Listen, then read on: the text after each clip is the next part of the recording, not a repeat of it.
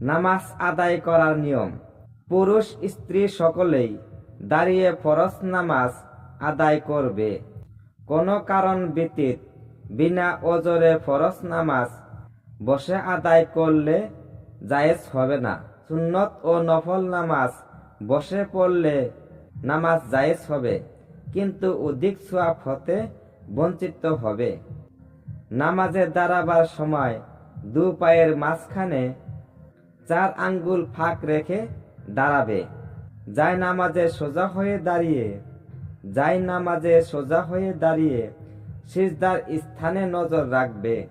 তৎপর নামাজে নিয়ত করে তাকবীর তাহরিমা অর্থাৎ আল্লাহু আকবার বলে 2 হস্ত কর্ণমূল পর্যন্ত উঠাবে এবং এমন ভাবে উঠাবে যেন আঙ্গুলগুলো কেবলামুখী থাকে। তারপর নাভির উপরে বাম হাতের কুঁজি ডান হাত দ্বারা ধরে তাহরিমা বাঁধবে, কিন্তু কাঁধ স্পর্শ করবে না। তারপরে চুপে চুপে ছানা আউযুবিল্লাহ বিসমিল্লাহ পড়ে সূরা ফাতিহা পড়ে আমিন বলবে। তৎপর যে কোনো একটি ছোট সূরা কিংবা কোরআন মাজিদের কমপক্ষে 3 আয়াত পরিমাণ পড়বে। তারপর আল্লাহু আকবার বলে রুকুতে যাবে এবং 2 হাত দ্বারা 2 হাঁটু ভালোভাবে ধরে এরূপভাবে ঝুঁকে পড়বে যাতে মস্তক, পৃষ্ঠদেশ বা পিঠ ও কোমর সমভাবে থাকে। রুকুর সময় 2 বাহু বগল হতে ফাঁক রাখতে হবে এবং স্ত্রীলোক রুকুতে বাহুদ্বয় বগলের সাথে মিলিয়ে রাখবে। তাসবিহ সুবহানা রাব্বিয়াল আযীম 3 বার, 5 বার অথবা 7 বার পড়বে। তারপর ইমামের সামি আল্লাহ হলিমান হামদু বলার সাথে সাথে রাব্বানা লাকাল হামদ বলে দাঁড়াবে। তারপর তাকবীর আল্লাহু আকবার বলে প্রথমে হাঁটু, নাসিকা বা নাক ও তারপরে কপাল সিজদার স্থানে রাখবে এবং সিজদার সময় নাসিকা বা নাকের দিকে নজর রাখবে। সিজদার মধ্যে তাসবিহ সুবহানা রাব্বিয়াল আলা 3 বার, 5 বার কিংবা 7 বার পড়বে। সিজদার সময় 2 হাতের আঙ্গুলগুলো কেবলামুখী রাখবে। 2 হাতের কুঁজি ঠিক 2 কানের নিচে রাখবে। উরু হতে উদর আগলা করে রাখবে। হস্তদ্বয় কখনো বিছিয়ে রাখবে না। সিজদার স্থান বেশি নরম হলে নামাজ হবে না। অন্তত পক্ষে নাকে যেন একটু শক্ত মালুম হয়। সিজদার সময় 2 পা নামাজ হতে শূন্য হলে নামাজ দুরস্ত হবে না। রুমাল বিছিয়ে গরম ধুলা কিংবা ঠান্ডা জায়গায় সিজদা দেওয়া মাকরুহ। নামাজি যে স্থানে দাঁড়ায় তার চেয়ে 12 আঙ্গুলের উপর স্থানে সিজদা দেওয়া জায়েজ হবে না। সিজদার সময় পুরুষের বাজু জায়নামাজে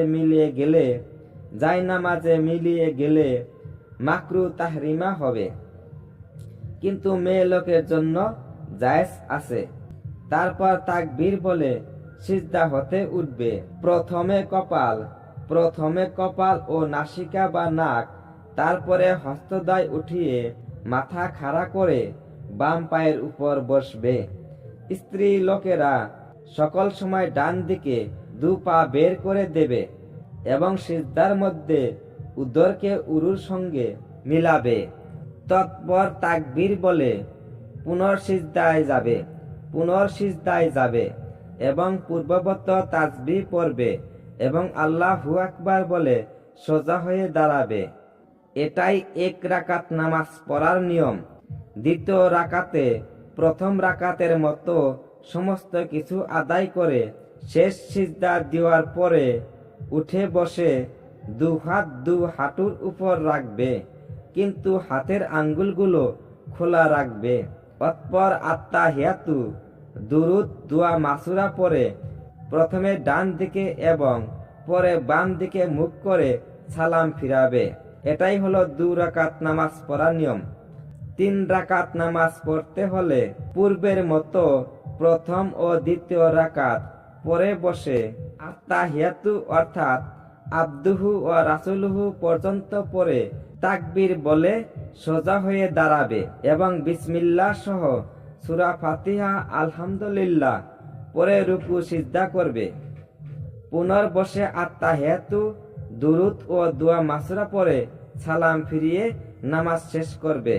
স্মরণ রাখবে যে কেবলমাত্র ফরজ নামাজে 2 রাকাতের পরে অন্যান্য রাকাতে শুধু সূরা ফাতিহা পরে রুকু সিজদা করবে। সুন্নত কিংবা নফল নামাজে সূরা ফাতিহার সাথে তৃতীয় ও চতুর্থ রাকাতেও অন্য সূরা মিলাতে হবে। ভিতরের নামাজ পড়ার সময় 3 রাকাত ওয়াজিব নামাজের নিয়ত করবে। এই নামাজে কেরাত চুপে চুপে পড়তে হয়। কেবলমাত্র তারাবির নামাজের পরে ভিতরের নামাজ উচ্চস্বরে জামাতের সাথে পড়তে হয়।